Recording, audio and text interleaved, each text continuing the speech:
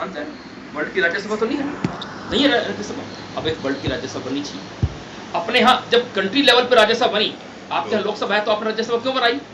इसलिए बनाई कि जो गुणवान लोग हैं, हर फील्ड के जो इलेक्शन लड़ते, उनको लाओ पॉलिटिक्स में, उनकी योग्यता का इस्तेमाल करो।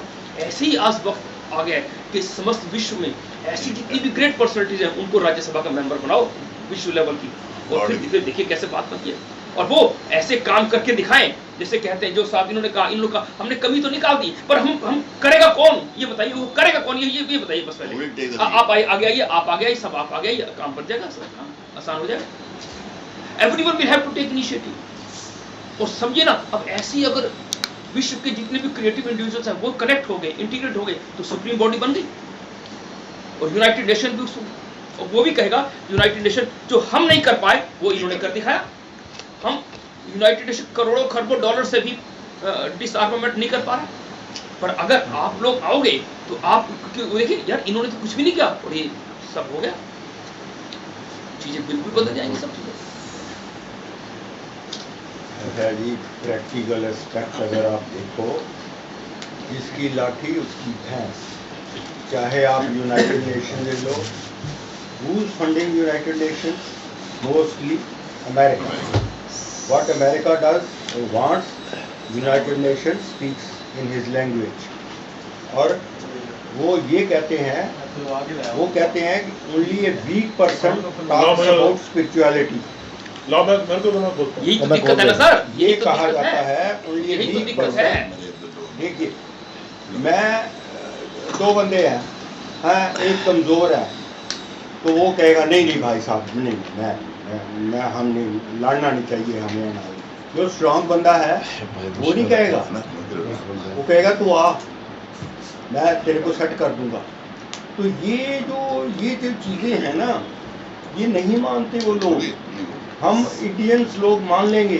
आप मेरे को ये जो चीज कहते हो मुसलमानों के अंदर लाके दिखाओ मेरे को। सर मैं आपको बता रहा हूं, मैं आपकी बात मानना, मैं आपसे बात, आप इंडिया में ये चीजें कर रहे हो तो अगर इंडिया भी ऐसा डेवलपमेंट हो जाए ना यहाँ, विकास, हम लोग क्यों ऐसा कर रहे हैं, हमने क्यों डाला? आप मेरी एक बात बताओ, रशिया के ऊपर सारी दुनिया हावी थी, रशिया ने मानी बात? किसी रशिया ने मानी है बात? नहीं ना।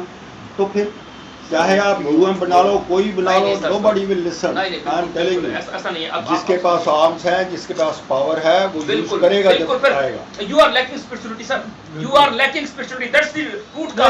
मे बी नो सर, एक सेकंड, जस्ट प्रैक्टिकल बात आज क्या है सर, आज यही है, जो स्पिरिचुअल लोग हैं वही स्पिरिचुअलिटी में भरोसा नहीं कर रहे हैं। अरे ईश्वर भरोसा नहीं कर रहे हैं। अरे ईश्वर की ताकत को लेके चलो साथ में, फिर कहां प्रॉब्लम है? फिर वही दिक्कत आ गई। स्पिरिचुअल लोग, स्पिरिचुअलिटी में उनको पूरा भरोसा नहीं है। स्पिरिचुअलिटी क्या है? आप कुछ नहीं, you do not exist, he does not exist, he does not exist, only the existence exist, only the nature exist. अगर आपको भरोसा है तो फिर दिक्कत क्या? फिर ये है कौन? क्या किसी के क्या औकात है आज के वक्त में? किसी की भी, अमेरिका हो, रशिया हो, चाइना हो, क्या औकात है किसी? बताइए आप जब रब से जुड़े हैं, रब के साथ तार जुड़े हैं, आपका उससे लिंक है, आप उससे डायरेक्शन ले रहे हैं, तो फिर प्रॉब्लम कहाँ है आपको? प्रॉब्लम अमेरिका वालों ने ये अच्छे कर्म किए होंगे जो वो इतना पावरफुल कंट्री बन गया है, और हमारे कंट्री का बेड़ा अब वो बात नहीं रही है। अब अमेरिका में नहीं रही, अब वो बात अमेरिका में भी नहीं है, ना वो रशिया में है, ना वो चाइना में है। अब नहीं है रही बात, और धीरे धीरे कम हो रही है, धीरे धीरे कम हो रही है ऑप्शन की। तो ये और 3 इंसिडेंट्स ले लो। पहली बात तो कोरोना ने सबकी ईगो को खत्म कर दिया। बताइए कोरोना के वक्त में कौन सा देश, कौन सा राष्ट्रपति, कौन सा गुरु आगे आया कि हाँ हम ऐसे कर सकते हैं? बताइए कौन है? सबकी ईगो खत्म हो गई, सबकी ईगो खत्म हो गई। पर रशिया तो कोरोना में सबसे ज्यादा पिटाई उसकी भी हुई है, रशिया में बहुत लोग मरे, फिर भी उसको फर्क नहीं पड़ा, फिर भी यूक्रेन पे हमला कर दिया। चाइना में कम मरे, चाइना में बहुत ही मरे, क्या भले वो बाहर नहीं आया। उसका क्या है? आज रशिया की क्या सोच है कि हम तो मरेंगे और तुमको भी ले डूबेंगे सनम। वो कहानी है उसकी रशिया की। बस वो तो है, तैयार है कि अमेरिका, और जब तक कह रहा है मेरी बात नहीं मानोगे है, और फिर जिस दिन मुझे गुस्सा आ गया तो मैं खेलूंगा खेल न्यूक्लियर वेपन का, और करते रहना कुछ करो, बस ये है सर। आप यहाँ चेंजेस आप एक्सपेक्ट कर ही नहीं सकते। आप अपनी लाइन को इतना बड़ा कर लीजिए कि वो कहें ये है रास्ता, ये है रास्ता। यूएम को इतना पावरफुल बनाइए कि यूनाइटेड नेशन का UM is the way to save mankind, वो आप बनाइए, और वो बन सकता है। और इसको उसका समा आ गया है, उसका समा आ चुका है, उसके सिवा आपके पास कोई चारा ही नहीं है। जो ये सर, इसके सिवा इस मानवता को बचाने का कोई चारा ही नहीं। आप कितनी भी खोपड़ी को घुमा लीजिए, कोई कितने भी रास्ते निकाल दिए, है ही नहीं कोई रास्ता। It is the message of nature, it is the signal of nature, it is the directive of nature and you all are suppose to follow it. बड़ी सिंपल सी बात है। आज या कल वो ये आवाज आपके भीतर से कब निकले, कब आपकी वॉइस ऑफ सोल बने, ये it all depends, but it's the voice of nature. Today और टुमारो, बस टुडे और टुमारो यू विल हैव। अरे आप स्पिरिचुअलिटी की बात कर रहे हैं और आपका स्पिरिचुअलिटी में भरोसा नहीं है तो दिक्कत हुआ है। पहले तो स्पिरिचुअलिटी में भरोसा कर लीजिए, फिर ये देखिए अगर आपको लग गया ये UB UM UD it is the message of nature, it is signal of nature, it is the directive of nature under the current complex critical world scenario, तो बताइए क्या करेंगे आप? क्या करेंगे? इसको समझने मात्र से ही मैं कह रहा हूँ, आप इसको एक बार आपके भीतर से आवाज उठ गई तो ये बात तो जम रही है और आप इससे जुड़ के सके से यू विल गेट ट्रांसफॉर्म और आपके you will get the support of nature with in, you will get the support of the nature with in. आपको भीतर से ताकत मिल रही है, भीतर से आपको संकेत मिल रहे हैं और you become the vehicle of the God, you become the vehicle of nature, instrument of the nature. ये तो हम खुद ही अपने आप को नेचर से अलग किए बैठे हैं, otherwise we all are the instrument of nature. तो हमारे कहीं ना कहीं सरेंडर में कमी है, कहीं ना कहीं हमारी एक्सेप्टेंस में कमी है, चीजों को एक्सेप्ट नहीं कर पा रहे हैं हम, अपने अपने कहीं ना कहीं प्रिजुडिसेस में उलझे हैं। We have to come from all prejudices, कोई नहीं है ही नहीं कुछ। पर आप सोचते हैं क्या ये हो पाएगा 10, 20, 30, 40, 50? बिल्कुल, अभी 25 तक, इसी 25 में आप इसी 25 में। झलक मिलेगी आपको, झलक मिलेगी। अरे सर टेक्नोलॉजी का जमाना है, एक बात हुई वहां पे, बात आप तक पहुंची ना, कॉन्फिडेंस देखो इनका। भाई जो भी बात वहां पे हुई, मान लीजिए मीटिंग में आप तक पहुंच गई ना, टेक्नोलॉजी का जमाना है ना सर, आप चीजें पहुंच जाएंगे अपने आप, विश्व के कोने कोने तक पहुंचाई। और अभी तो सर जितने भी इन्फ्लुएंशियल लोग हैं वो जिस दिन ये बात करेंगे फिर देखना उसका इफेक्ट। जितने भी मैं कह रहा हूँ मोटिवेशनल स्पीकर हैं, ये बड़े गजब के बंदे हैं। किसी भी मोटिवेशनल स्पीकर उठा लो, क्योंकि उन्होंने अपने आप को साधा हुआ है, अपने ओरिएंटेशन क्लियर है उनकी, सही है, तो देखिए उनका इम्पैक्ट। आज एक मोटिवेशनल स्पीकर को इतने लोग फॉलो करते हैं, किसी का भी नाम ले लीजिए। अब जब इन तक बात जाएगी और जा रही है, अपने आप इफेक्ट आएगा। सर ये तो अब सारे एक बार बस मोटिवेशनल स्पीकर इकट्ठे हुए। अभी क्या, अभी हम बात करें, आप इफेक्ट नहीं हो रहा। अभी आप कल देखेंगे जाके मीडिया में 4 जगह 10 जगह पे टॉक शो हो रहे हैं इसी विषय को लेके, आप पे बहुत इम्पैक्ट आना शुरू हो जाएगा। ये तो स्टार्टिंग में इतनी जो चीजें नहीं उठती तब की बातें होती है, और एक बार अगर ये चीजें उठ गई, ये 1, 2, 3 पे लोगों को भरोसा हो गया, यूपीएम यूडी के आपके टॉक शो हो गए, डिबेट्स हो गए, सेमिनार्स हो गए, तो फिर देखिए उसका। अब आप सब छोड़ के यही बात किया करेंगे आप, और आगे होना इसके सिवा आगे कुछ होना ही नहीं है। इसके सिवा होगी, इसके सिवा आपका अस्तित्व ही खतरे में है, आप बच ही नहीं सकते। आप as an individual, as a country, as a world आप बच ही नहीं सकते। और ईश्वर भी क्या करता है, इंसान को उसके हाथों से मारता है, वो कुछ नहीं, और आपको आपके हाथों से मारेगा। वो आपने जो बम तैयार किए हैं, अब आपको अपने हाथ से मारेंगे। ईश्वर तो कहे मैंने तो कुछ कहा ही नहीं, ईश्वर तो लेगा नहीं इस पे अपना हाथ। और ये होता ही है। क्या हुआ वहां पे जापान में, बिल्कुल जरूरत नहीं थी डालने की वो एटम बम, उस वक्त जापान सरेंडर कर रहा था, हो रहा था, जरूरत नहीं थी।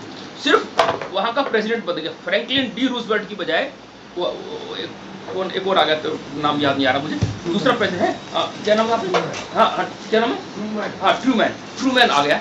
उसको ये था कि मुझे अपनी ईगो को सेटिस्फाई करना है, बताना है कि we are the super power, unnecessary उन्होंने चलाया बस। और अगर वो एटम बम नहीं चलाता तो आज कोई एटम बम बनाता क्या, वही ना, सिर्फ उसकी वजह से बनाने पड़े। इसलिए he is the culprit, America is the culprit, और अमेरिका के धज्जियां उड़ी।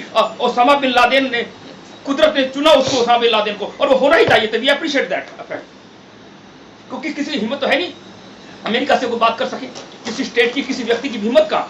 ये तो कुदरत ने चुना उसको, ओसामा बिन लादेन, जो उसकी ईगो का खत्म किया, नहीं तो है ही नहीं कोई बंदा कोई। सारा खेल कुदरत खेलती है, कभी वो उसको चुन लेगी, कभी उसको चुन लेगी। कुदरत को अपनी वैल्यूज एस्टेब्लिश करनी है, कभी किसी रूप में आपको चुन लेगी, किसी रूप में आपको चुन लेगी, किसी में आपको चुन लेगी। नेचर अपना काम करिए, और नेचर कर ही रही है। अब नेचर को ये पूरा यू टर्न लेना है, एक संगम युग में एंट्री लेनी है, तो या तो नेचर के पास 2 विकल्प हैं, या तो इस ब्रह्मांड को खत्म कर दे। जैसे स्थिति आई थी पहले, ब्रह्मा जी और ये सब लोग, अब क्या किया जाए, तो क्या भी ये तो मानवता जीने लायक रही नहीं, तो आपस में लड़ रहे हैं, खत्म किया जाए इनको।